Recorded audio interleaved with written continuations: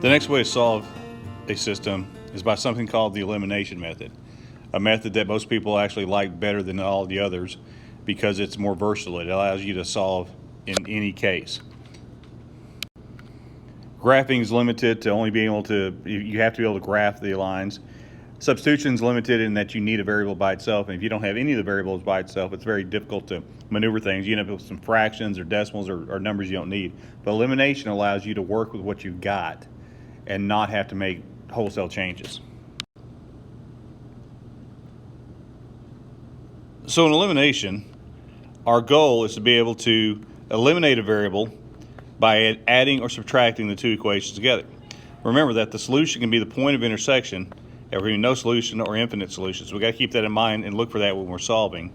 But in order for a variable to be eliminated, both variables need to have the same coefficient but different signs. That's the easiest way to do it. If they have just the same coefficient, you can still work with it, but it's easier if they have different signs. For example, on this one, you have 3x minus 4y equals 13 and 2x plus 4y equals 2.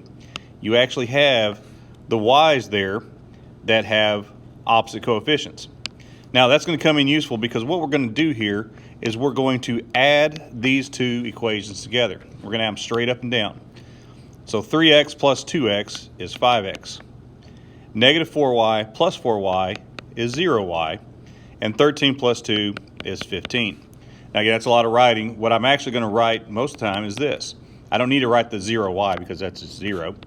But 5x equals 15. That I can solve very easily and tell that x is equal to 3. So just like with substitution, you found your first part.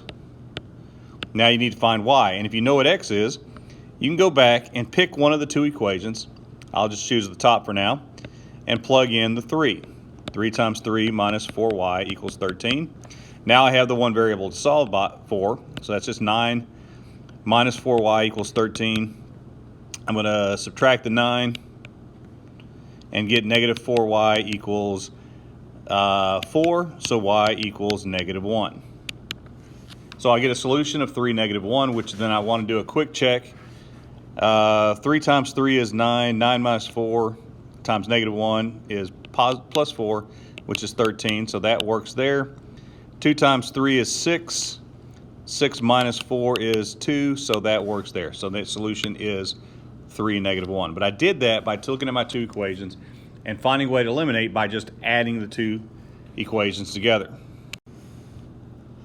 Next, we'll look at example 2. Same things happen. X minus 3y equals 5, negative x plus 5y equals 7.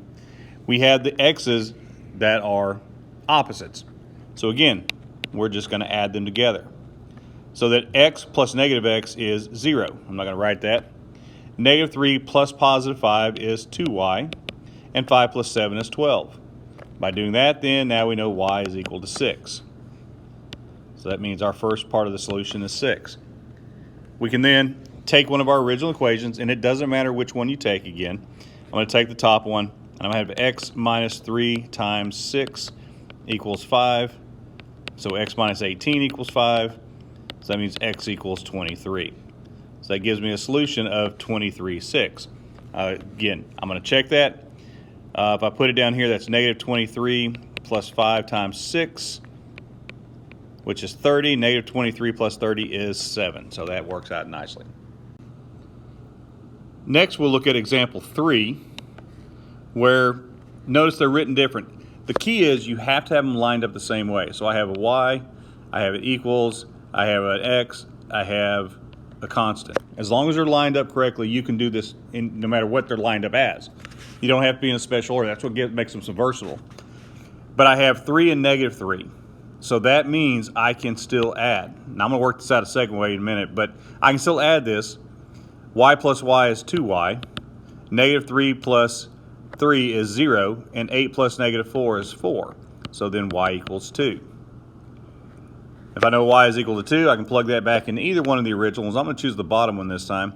So 2 equals 3 times x minus 4. If I add the 4, it gives me 6 equals 3x, which gives me x equals 2.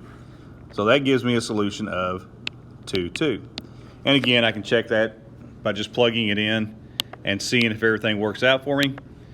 But I have 2 is equal to negative 3 times 2, which is negative 6. Negative 6 plus 8 is 2. And down here, 3 times 2 is 6. 6 minus 4 is 2. And it works out perfectly. Now I'm going to rework this second one differently this time. Instead of adding, I'm going to actually subtract, because I want you to see what happens here. See, the first one I did it, I had negative 3x and positive 3x. So when I added a negative and a positive with the same coefficient, give you 0.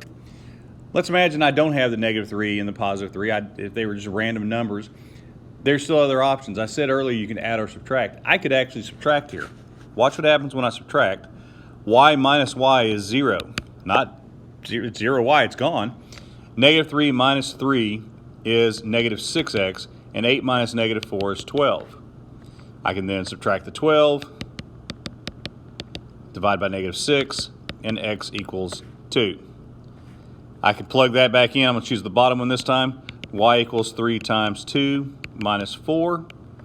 So y equals 6 minus 4, so that means y equals 2. By working it out this way, I've actually gotten the exact same answer.